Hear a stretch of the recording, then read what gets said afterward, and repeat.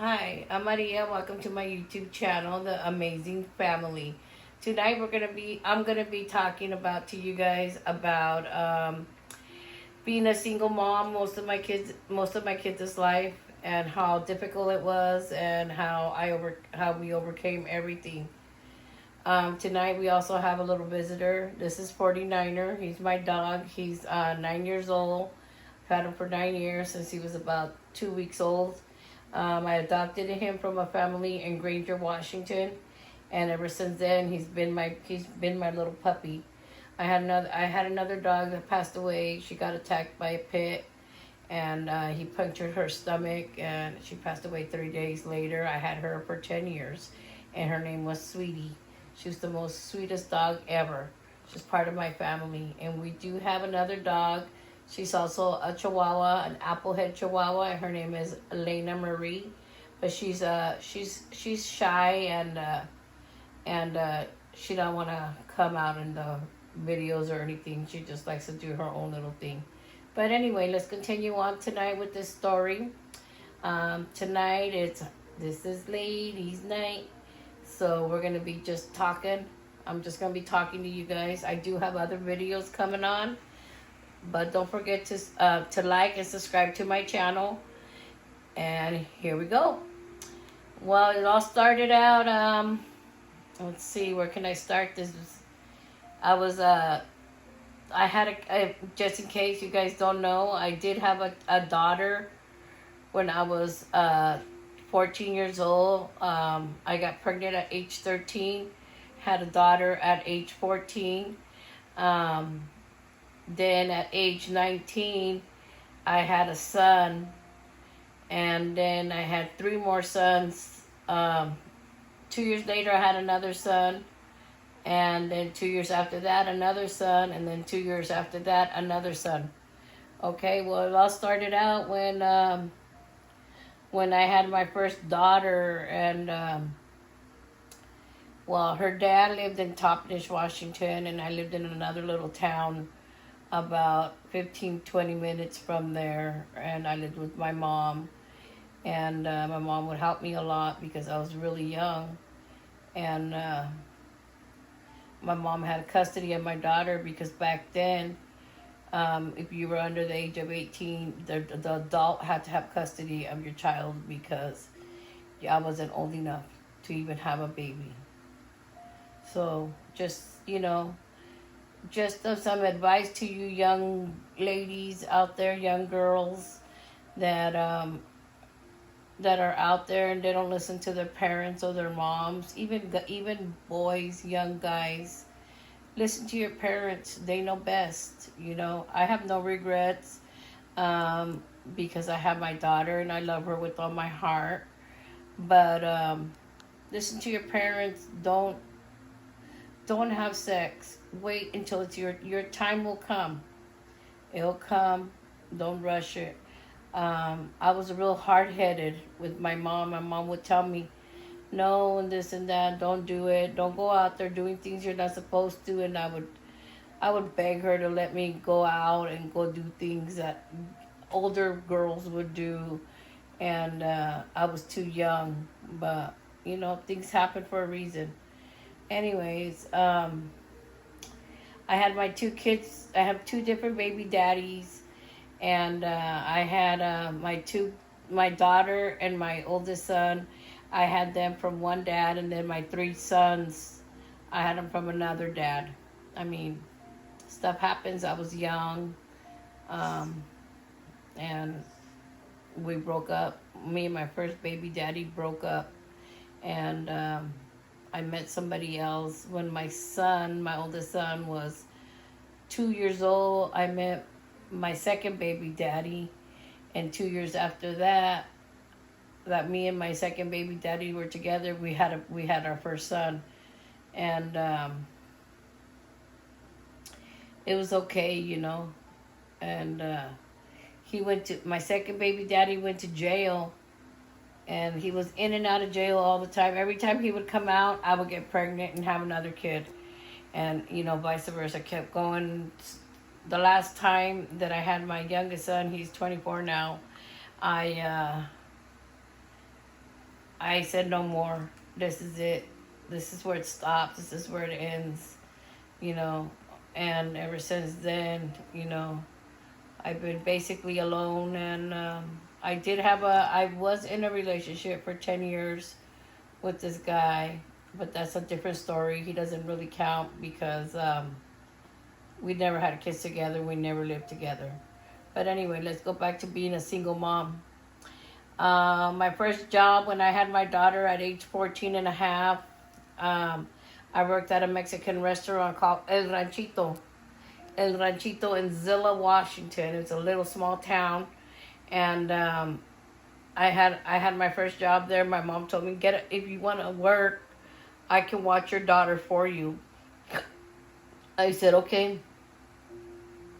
So I got a job at this Mexican restaurant. They also had a tortilla factory in the back. They sold pan dulce, Mexican food. They had tacos, enchiladas, barbacoa, and they had a tortilla factory in the back. I remember during lunch we would go in the back and get tortillas to eat with our lunch. And it was a good place to work for. I was a cook there. Back then, women cooked. Now, everywhere you go, every restaurant, you see men cooking. But hey, that's how it goes. Go, Niner. Go to your bed. Go to your bed. Go on. He wants to go. And I worked on the line.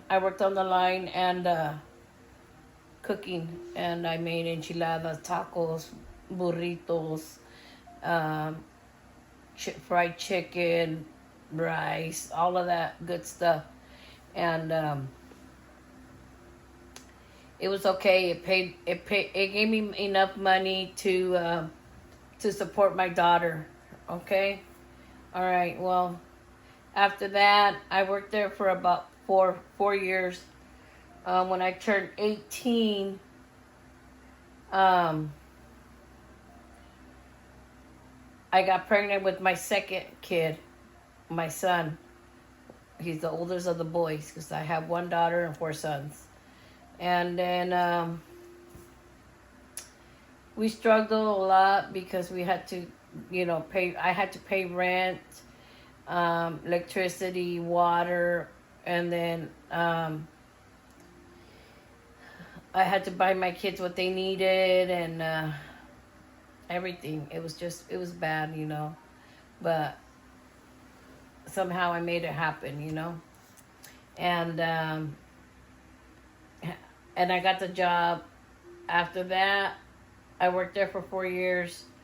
Then I got a job at Safeway.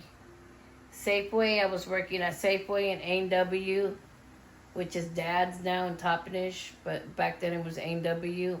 And at Safeway, they're right by each other, and I would go from A&W, go to Safeway to go work. I was working 2 jobs. By this time, I had already got my own apartment, my own place, and everything was going fine. I was trying to make things right with my first baby daddy because we had 2 kids together. I hadn't had none of my other kids because this is before. So we're rewinding it back a little bit. I'm just jumping around everywhere, but this is how it went. I got my own place. I was with my baby daddy.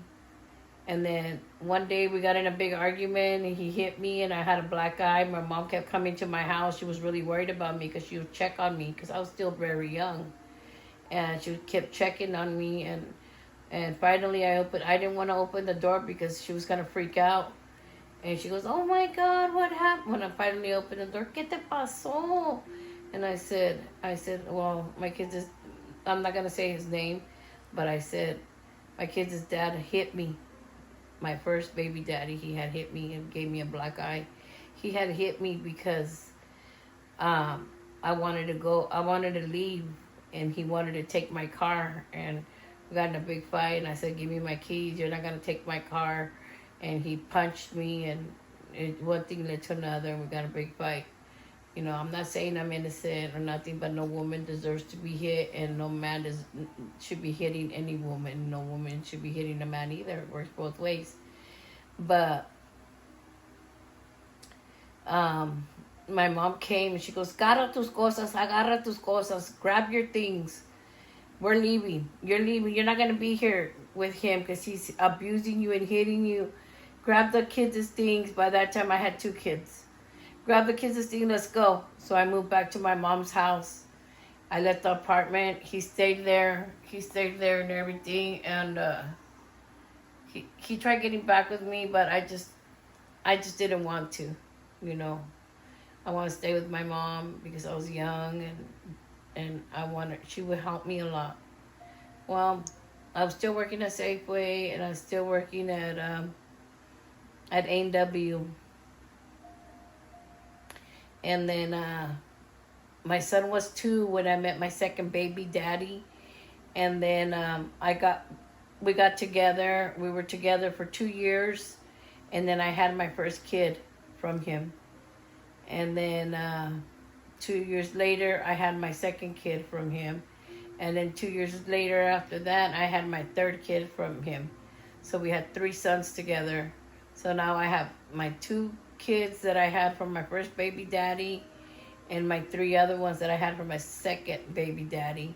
So I had 5 kids altogether. And this guy that I was with, my second baby daddy, he was a player. When I say a player, I mean he would go out with everybody. And he would lie and lie and lie, and I was so dumb that I would believe everything he would tell me. Finally, he went to jail a bunch of times, and I stayed with him like a dummy. And finally, the last time that we were together, I told him when he got out, I held the phone by the window. And I said, look, I got the phone right here. If you don't leave, I'm going to call the police and put you back in jail. He was scared because he didn't want to go back to jail. So he left and we broke up. Okay, and then I moved to California. I went to California for 5 years, and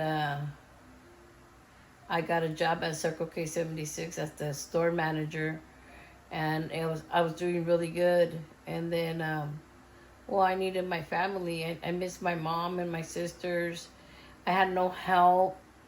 I never got a single dollar child support, not from my first baby daddy, not from my second baby daddy. Never a single cent.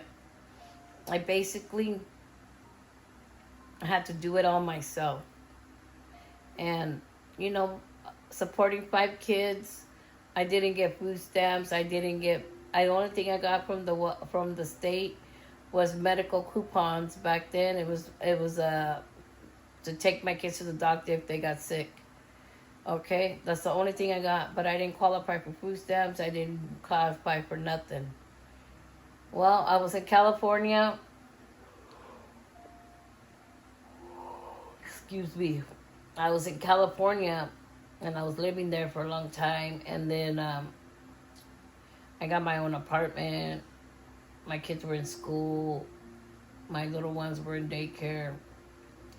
And then one evening, I got off of work, picked up my kids at daycare, and picked up my other kids at school, and we went to the store to buy groceries. I was in the store, and wow, I have all these kids, so I couldn't hear through the intercom that they were saying that there was a white car outside that caught on fire. It come to be that it was my car that caught on fire. I was in the store struggling with my kids. I come out and my car's burnt, and I run, and I was like, what happened to my car? And they said, we're not going to know. We're going to investigate what happened, and da-da-da-da. They investigated. They saw the cameras. Nobody did nothing to it. It ended up being that the wires from the stereo caught on fire and started the whole car on fire. And, now I'm out of a car, and I have all these groceries. I have my kids with me. And the cop knew me because he would always stop by the store. He knew me, and he said, hey, Maria, He said, I can give you a ride home. I said, okay, thank you, because I don't want to take the bus. And he gave me a ride home. I saved up some money and I said, you know what? I'm tired of doing all of this by myself. And I ended up coming back to Washington State. I purchased a minivan, loaded it up with my things, and headed back to Washington State. Ever since then, this is where I've been, you know. And my kids grew up. They're all adults. They all got their own jobs, their own place to live. And I moved to the Tri-Cities, and now I'm working here. And things are going a lot better, you know. One of those times that I was really broke, I ended up staying at a what do you call those places? Uh, a place where you stay when a homeless shelter. There you go.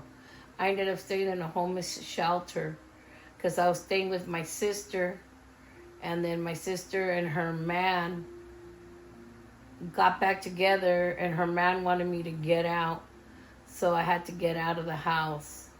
And now we were homeless, and I stayed in the shelter for a whole month to save up money, to save up my money so I can have enough rent and deposit for an apartment.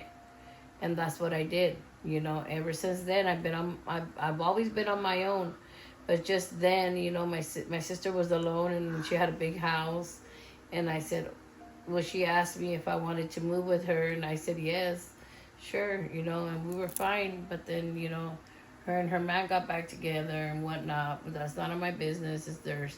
But anyways, I stayed in a homeless shelter for 1 month. I never really told anybody because I was embarrassed. But it's okay because it's the past now, and I've overcome all of that, and I'm good. But I stayed in a homeless shelter for 1 month, and my kids hated it. They would cry at night. And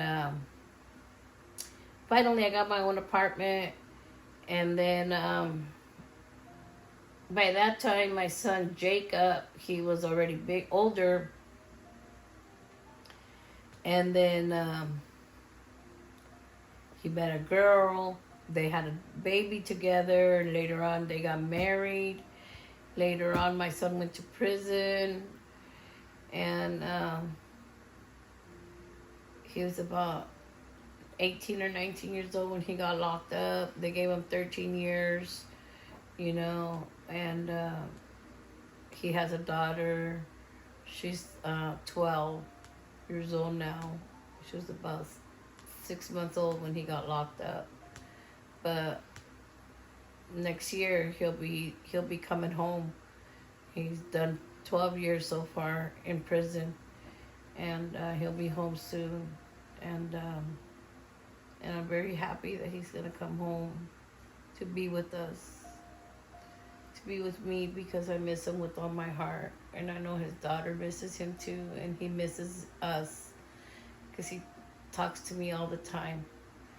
And he'll be home si Dios quiere, you know. And I struggled a lot as a single parent, a single mom, trying to find a job that would give me enough money to support these kids, my kids. I never got a single dollar child support. I struggled a lot, and I had different jobs. And finally, you know, one day I was working at Denny's, and the guys I was as a cook, and the guys in the back didn't like a girl to be cooking back there, and they would leave me a disaster, and they wouldn't help, they wouldn't do nothing, and they wouldn't do prep, and they'd just leave. And then one day when I was going home, I seen this little restaurant, and I said, I don't know. I made a U-turn and I came back, and I said, I'm gonna go apply there. Maybe they're hiring for a cook. Because I was crying on the way home because they were being mean to me at work. And I made a U-turn, came back, and then I went in there, and the guy that was up front, he was a pastor, and he goes, "Hablas español? Do you talk Spanish?" And I said, "Sí." He goes, can you come back at 2:30? Puedes venir para atrás a las 2:30. Voy a hablar con el dueño. And that means come back at 2:30 because he's going to talk to the owner. I said, oh, okay, yeah. And then he gave me the application. I filled it out, and I went back at 2:30 to drop it off, but I didn't see the guy there. So I said, fuck it, I'll just drop it off. And I dropped it off, and the girl that was there, she was, I guess, the guy that I had spoke to earlier, she was his daughter. She comes out running, Maria. She's like, can you come back in here like that? And I said, sure. And then she's like, do you have time for an interview with the owner? And I said, yeah. And then the owner said, I'm not gonna put you in the kitchen. He's like, I need a waitress. And I said, I've never waitress in my life. I've never waitress. And then he says, well, I'm gonna show you. And that's the job that made me come up and made me have enough money, because I was getting tips, and I was getting paid by the hour, and I was making a lot of money. So from there, my kids started getting everything that they ever needed, and new clothes, new shoes, and everything. Pobrecitos, my kids, I felt so bad for them, but now we were okay. I worked there for 10 years. After 10 years, the general manager and the assistant general from Hilton would come into the diner where I was working, and they would sit in my section, and then they would eat either lunch or breakfast. And they asked me if I wanted to come work for them because I was such a good worker that they could see. And I said, yeah. And at first I said no, but then I said, I have to try new things, you know. And they said, you'll make more money than here, and you'll work less. Right there, they tip like by 50s, 20s. They don't tip by no $2 and change or whatever. They're tipping big money. And I went, sure enough, I came up again, thank the Lord. And I stayed there, and then for a long time. And then from there, I decided I wanted to move to Tri-Cities. And in Tri-Cities, I'm working at another restaurant as the floor manager. And it's a really good job, and I'm very happy. I'm really happy here in Tri-Cities, and I'm happy at my job that I made things happen, you know. But I struggled a lot, you know. Oh, and also, when I had car problems, I would take my car here and there, and they would never fix it. They would cheat me out of my money. And that's another struggle I went through. But it's okay, because now I'm up ahead, and I'm doing excellent and good, and my kids are grown, and they grew up to be really good people, adults. And I'm so proud of them, and I love them all with all my heart. And I couldn't have asked for a better children. And that's about it, you know. Being a single mom is not easy. It's really difficult. It's difficult, especially when I would get sick, because I have severe asthma. I would get sick from stressing out, from trying to supply and give my kids what they needed. It was really hard when my kids would come up to me and say, Mom, I need some wrestling shoes. Where am I going to get that money? They're so expensive, you know. And thank the Lord that I had that job at the diner where I would make $400 to $500 a day in tips, plus the hourly pay. Yeah. So anyways, that's about it, you know. This is just a little late night chat, you know, that I'm really tired. I worked tonight, and I got off about 9:15, got home around 10, and tomorrow get up and do it all over again. Maybe soon, or maybe, you know, when I'm a little older, I can retire and I can enjoy my life. Yeah, and that's about it. So you all know now a little bit more about me. It's just I'm having these little conversations with you guys.